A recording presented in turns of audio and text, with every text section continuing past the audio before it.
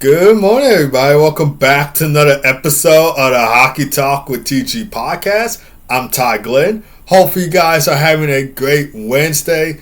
Not so much of a good Wednesday if you're an Oilers fan, and I'll get into why I just said that statement in a second. But first things first, hit that like, subscribe button so you're watching the Hockey Talk with TG podcast on YouTube. And if you're listening to this on audio platforms, Spotify, Apple Podcasts, make sure to follow the Hockey Talk with TG podcast on there. We are with you every Monday, Wednesday, and Friday from 11:30 a.m. to noon Central Time, 12:30 p.m. to 1 p.m. Eastern Time. So we want to make sure that you follow the podcast, hit that notification bell so you can stay up to date on the latest episodes of the Hockey Talk with TG podcast.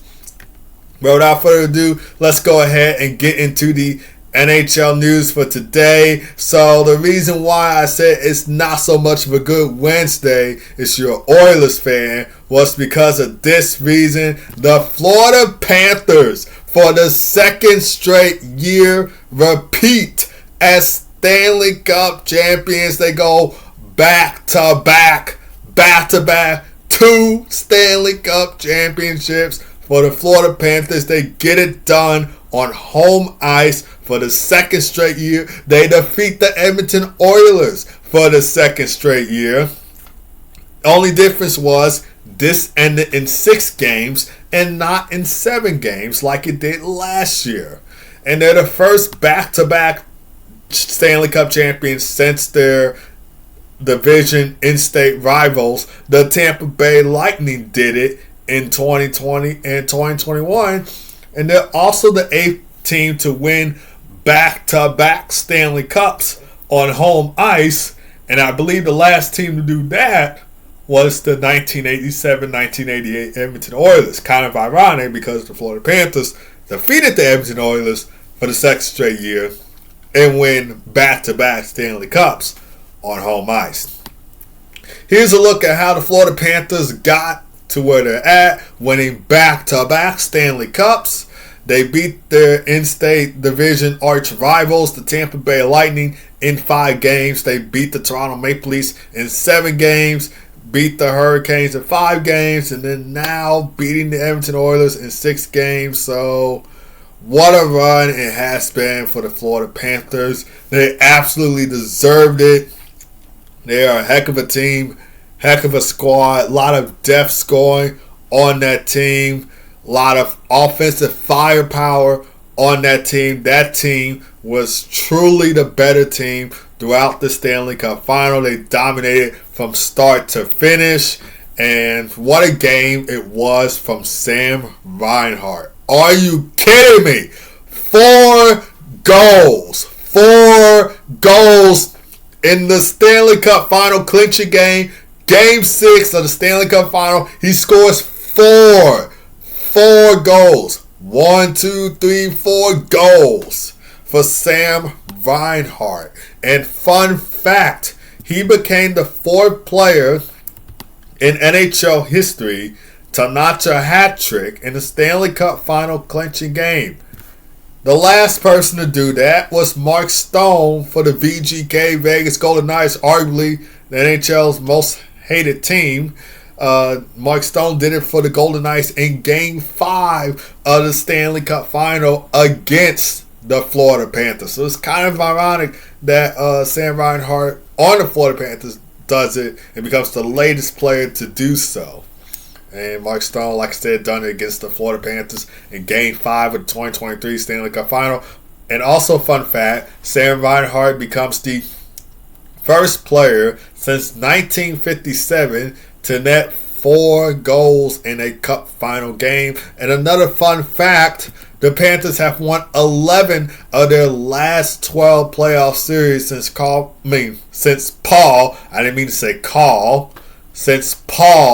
Maurice took over in 2022.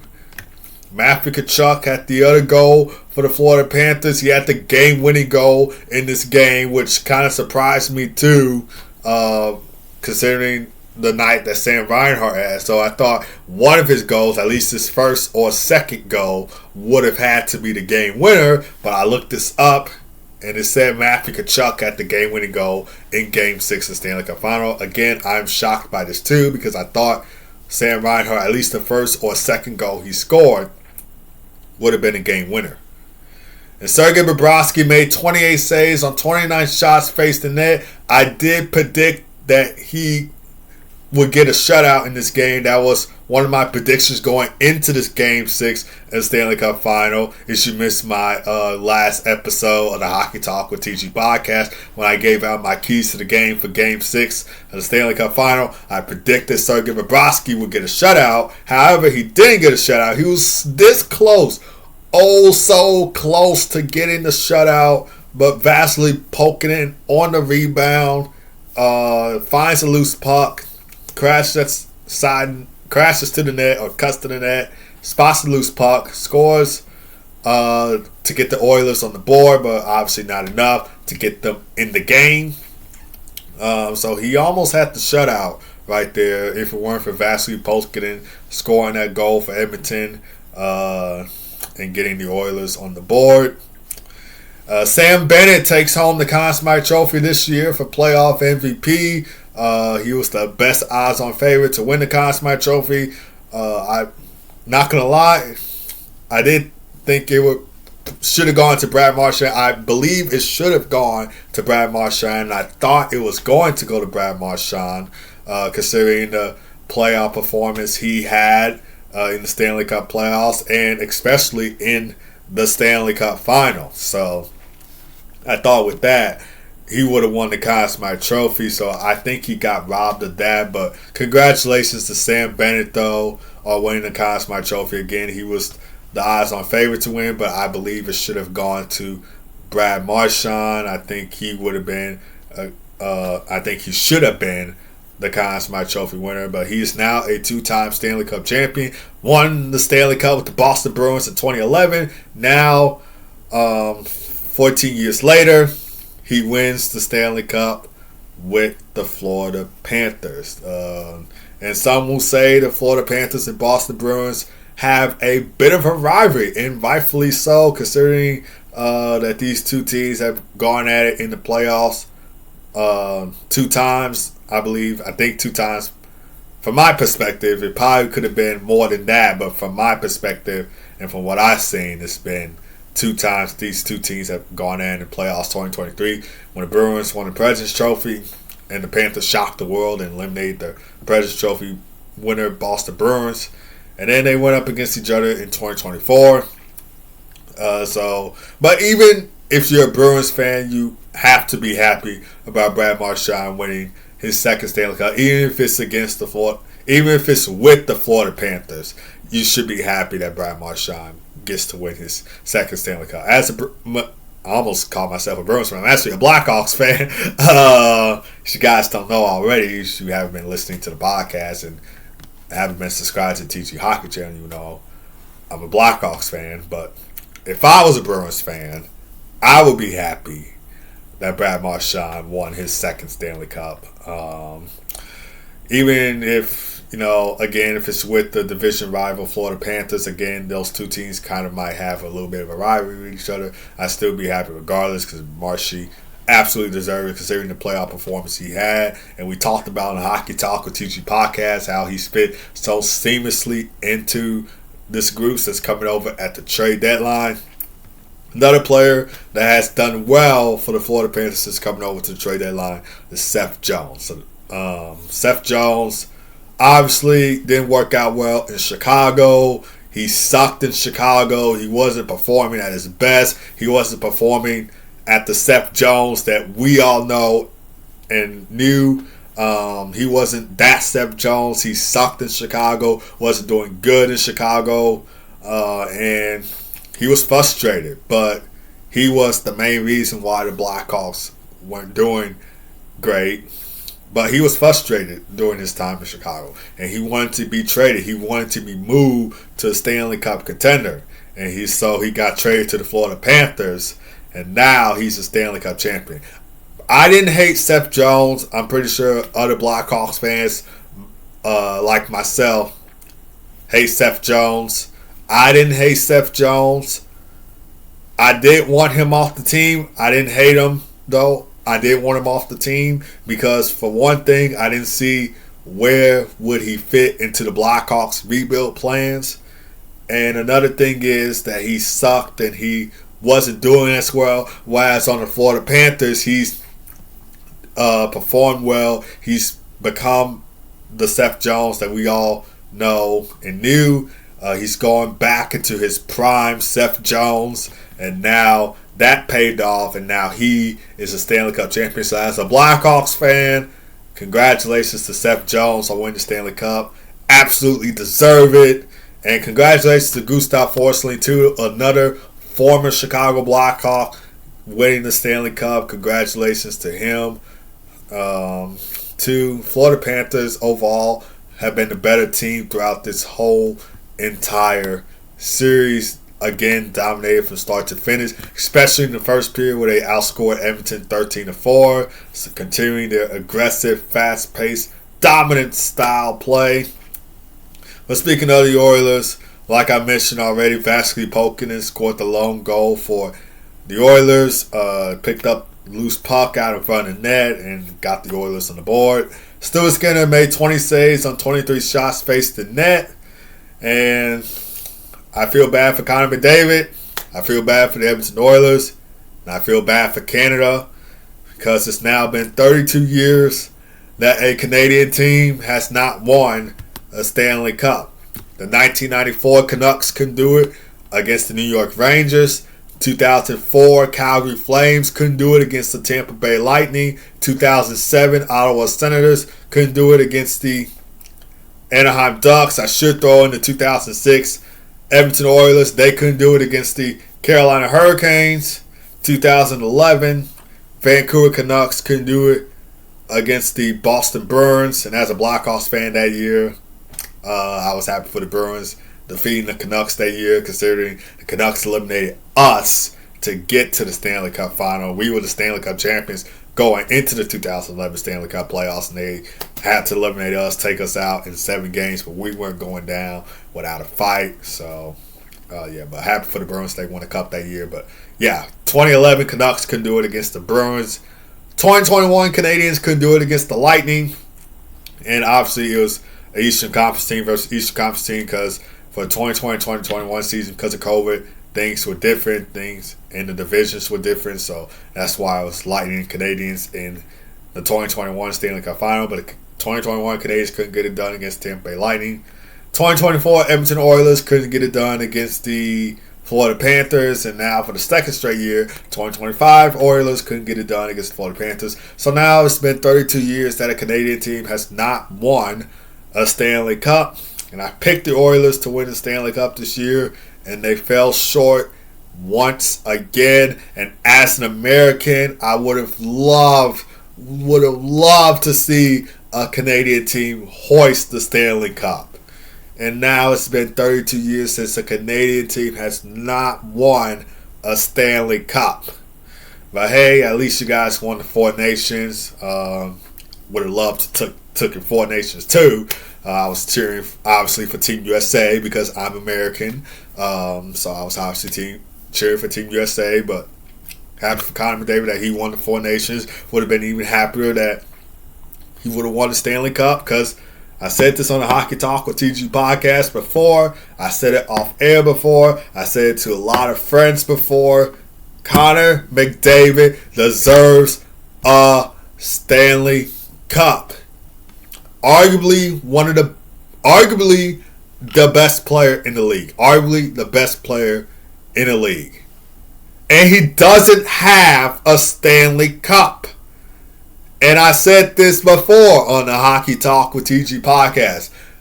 If the Oilers lose to the Florida Panthers for the second year in a row, which they did, there's no coming back from this. You can't recover from this.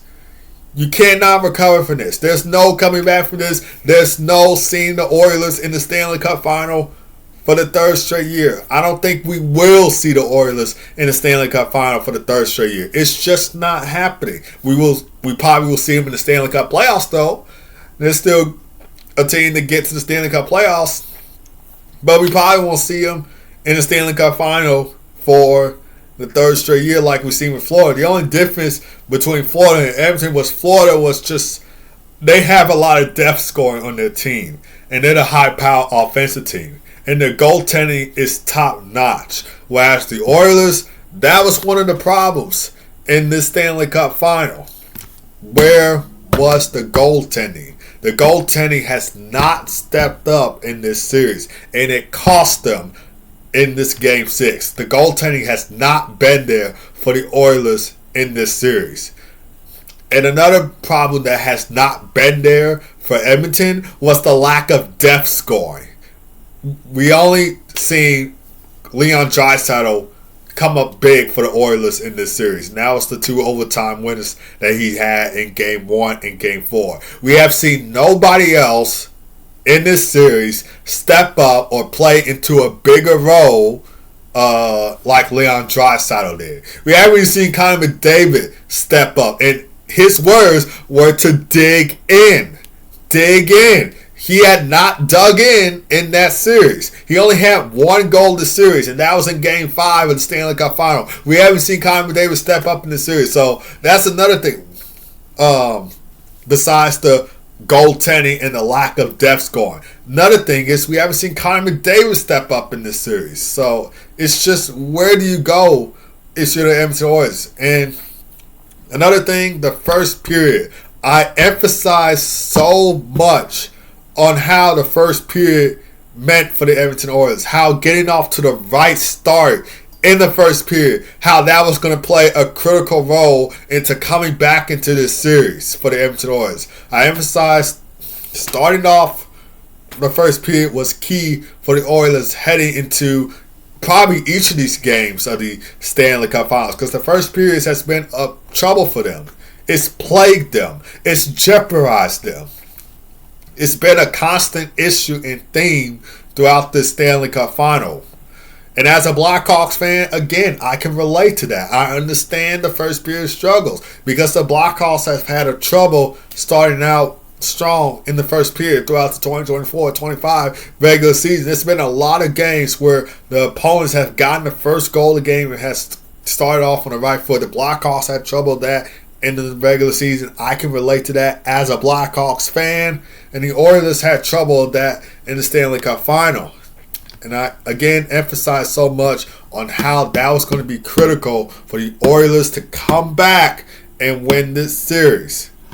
And that has not happened. And we are into yet another year 32, where a Canadian team does not win a Stanley Cup. And as an American, I feel bad for Canada. Canada is the birthplace of hockey. They deserve to have a Stanley Cup back. They deserve to have one of these teams, the Canadian team, win the Stanley Cup, and I thought that was going to be the Edmonton Oilers this year. However, that is not the case. They lose to the Panthers for the second straight year.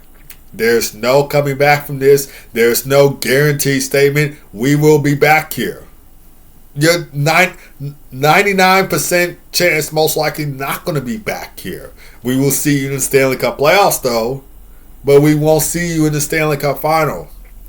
And as somebody that picked the Oilers to win the Stanley Cup and started seeing the belief that I had in this team, it really did stun me too. I was really, I'm kind of happy for the Florida Panthers too, because obviously they're the better team. They deserve it. They have a lot of talent on that team. I'm happy for the Florida Panthers. But then on the other side, I'm still shocked and upset for the Oilers because I really wanted to see them get it done in this series. And like Connor McDavid, like Leon Draisaitl said, the Oilers have not shown their best throughout the Stanley Cup Final. They have not shown their best, and that's what cost them for this Game 6. But let's get into some positive takeaways for the Edmonton Oilers. We don't need to share a lot of negative takeaways from this Edmonton Oilers team. Let's get into some positive takeaways. So, positive takeaways from this Oilers 2024-25 season was they finished the season with a 48-29-5 record with 101 points, third in the Pacific Division. And what about the year that Leon Draisaitl had? If the Oilers would have won the Cup, he would have won the Conn Smythe Trophy, considering the playoffs that he had. And I think Also the year that he had. Had 52 goals and 106 points. He won the Maurice Richard Trophy this season for most goals scored in the regular season. Connor McDavid, another 100-plus point season. 100 points in 67 regular season games. 26 goals, 74 assists for 100 points in 67 regular season games. So, Oilers had a great regular season. Had a great playoffs up until this point, but couldn't find out where was the goaltending. They couldn't solve the first period issues, and they couldn't get more scoring from more secondary scoring. And Connor McDavid did not step up at all. He wasn't the X factor in this series. So I think that was what cost them this Stanley Cup win. But a few great positive takeaways though from the Edmonton Oilers from this 2024-25 regular season. Best of luck for next year. We'll see where they go. They'll probably still be a playoff team for next year, but I don't think we'll be seeing them in the Stanley Cup final yet again. But now let's go to another conversation in the NHL Olympics 2026. So the NHL, at least the teams for each roster competing in the Olympics, released its 6 members for the 2026 Olympics on Monday. So for Team USA, they added Austin Matthews, Brady and Matthew Tkachuk, the Bash Brothers, as you like to call them, Jack Eichel, Quinn Hughes, and Charlie McAvoy. All 6 of these guys did play in the 4 Nations. Of course, there were some injuries, though, to both Brady and Matthew Tkachuk. Also Charlie McAvoy as well. But hopefully that's not an issue for this year, because I think that was the main reason why Team USA lost was the 4 Nations to Team Canada, was because not only was Canada so stacked, but also the injury issues that cost Team USA. That's why one of the reasons why they lost the 4 Nations to Team Canada this year. But hopefully they win the Olympics next year. Hopefully Cole Caulfield beats on the team for the Olympics, because having him off the roster for the 4 Nations what really made me upset. Cole Caulfield is a player I love watching, and seeing him not on the 4 Nations really had me upset and livid, if you will. Because he was one of the best players. He's a great goal scorer, and I don't know if I predicted that he'll have a breakout season this year, but hopefully next year he has a breakout season. Hopefully next year he makes the roster. Another player that I think he should make the roster, Frank Nazar of the Chicago Blackhawks. He had a great season as well. He's going to have a breakout season next year for the Blackhawks. At least that's what I'm hoping for. So he deserves to be on the roster. And then we cannot forget about Mr. TNT, Tage Thompson of Buffalo Sabres. For somebody his size and his frame, he deserves to be on the roster as well, and he wasn't on the roster for 4 Nations. Hopefully he's on the roster in the Olympics for Team USA. For Team Canada, they added Sidney Crosby, Connor McDavid, Sam Reinhart, Cale Makar, Nathan McKinnon, Braden Point. All 6 of those players played at the 4 Nations. And Connor McDavid, of course, had the game-winning goal in the championship game in the 4 Nations as well for Canada to win the inaugural 4 Nations. Germany, obviously they didn't play in the 4 Nations, but they added Leon Draisaitl, Tim Stützle, Lucas Reichel, who I should know very well because he's on the Chicago Blackhawks, Moritz Seider, Nico Sturm, and Philip Grubauer. Switzerland, another country that did not play in the 4 Nations. They added Nico Hischier, Kevin Fiala, Jonas Siegenthaler, Roman Josi, Timo Meyer, and Nino Niederreiter. For Team Czechia, another country that did not play in the 4 Nations, they added David Pastrnak, Martin Necas, Rocco Gudis, Andre Palat, Lucas Dostal, and Pavel Zacha. And for Team Sweden, they added Gabriel Landeskog, William Nylander, Victor Hedman, Adrian Kempe, Rasmus Dahlin, and Lucas Raymond. Everyone except for Gabriel Landeskog played at the 4 Nations because obviously Gabriel Landeskog had that injury for him and he was trying to get back. He played his first game back from injury in Game 3 of the first round Stanley Cup playoffs against the Dallas Stars. But he's going to be playing for Team Sweden for the Olympics next season. And for Team Finland, they added Alexander Barkov, Sebastian Aho, Mikko Rantanen, Miro Heiskanen, Esa Lindell, and UC Saros.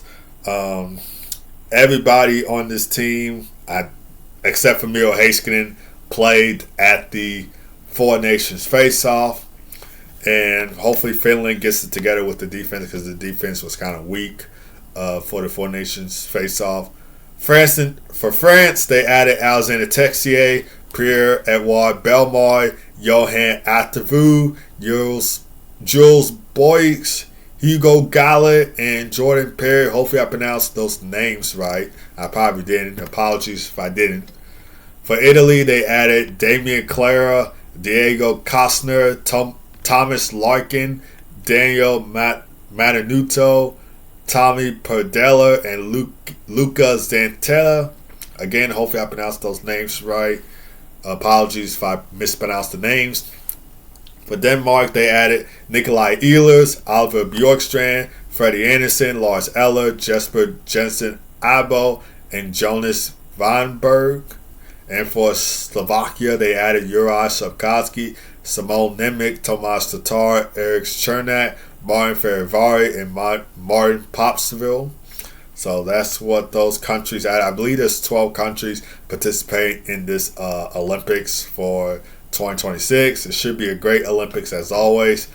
Still staying on the Olympics topic, they released the schedule for the 2026 Olympics for next year. They released the schedule on Tuesday. Olympics obviously will be held in Milan, Italy, and they will be held at both the Sant'Agila Arena and the Vahu Arena. And the tournament features 30 games, 12 preliminary rounds, and 18 elimination rounds. And this will be the first time since 2014 that NHL will have an Olympics. The Olympics will kick off on Wednesday, February 11, with Slovakia taking on Team Finland, followed by Team Sweden taking on Team Italy. And I'm pretty sure the home crowd will be behind Team Italy, since this is where the Olympics will be taking place. All 12 teams play 3 round robins, so every national team competes in 3 preliminary rounds games to determine the playoff seeding. There's no elimination in round robin, so regardless of the round robin results, all 12 teams advance to the elimination stage. The group winners and the highest ranked second place team earn direct entry into the quarterfinals. The rest of the teams will play a qualification round, and the qualification playoffs are scheduled for February 17th, followed by the quarterfinals on February 18th, semifinals on February 20th, bronze medal games on February 21st, and the gold medal game will be on February 22nd to close things out. And hopefully it's Team USA that takes home the gold this time. I was cheering for Team USA this year against Canada. Well, I was kind of cheering for a little bit for Canada too, but mostly for Team USA because obviously I'm American.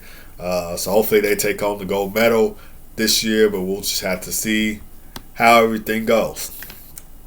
That's going to do it for this episode of the Hockey Talk with TG podcast. That's going to do it for the final episode of the 2024-25 season of the Hockey Talk with TG podcast. Thank you guys for tuning in all season long. And again, congratulations to the Florida Panthers on becoming back-to-back Stanley Cup champions. They absolutely deserve it. They were the better team throughout the Stanley Cup final. I congratulate them once again. Possibly to go back-to-back, but I probably know most of everybody, unless you're a Florida Panthers fan, does not want to see that. But best of luck on the offseason. I know Sam Bennett, Brad Marchand, Aaron Ekblad, I believe, will be hitting the free agent market on July 1st. So we'll see if the Panthers will be bringing back some of those big names. Sam Bennett, Brad Marchand. I think Nate Schmidt is also going to be a free agent as well. So We'll see Sam Bennett, Brad Marchand comes back to the Florida Panthers. Will they go to other teams? We'll just have to see what happens. But again, thank you to everybody that tuned in throughout the 2024-25 regular season and Stanley Cup playoffs. This has been another great year of hockey. Many more to come from here. And even to the people who are not following the Hockey Talk or TG podcast, thank you for tuning in as well. Highly encourage you to hit that follow button, though, so you can stay up to date on each episode of the Hockey Talk with TG podcast. And also, so you can get notified when each episode drops. We're with you every Monday, Wednesday, and Friday from 11:30 a.m. to noon Central Time, 12:30 p.m. to 1 p.m. each time. So you want to make sure that you get this podcast a follow so you can stay up to date on the latest NHL news. I'm going to try and come up with some off-season content for the Hockey Talk with TG podcast along with the TG Hockey channel. So make sure that you are subscribed to both. Make sure that you're following Hockey Talk TG podcast on Spotify, Apple Podcasts. NHL might be in the off-season, but again, I'm still going to put out hockey content for you guys, so stay tuned for that. Both of you guys have a great rest of your day. Hopefully you have a great week. Again, congratulations to the Florida Panthers on winning the Stanley Cup, back-to-back Stanley Cup champions. But I'm going to be signing out for this final episode of the 2024-25 regular season and Stanley Cup playoffs. Keep God first as always. Be blessed. I'll see you guys Friday for another episode of the Hockey Talk with TG Podcast. Take care.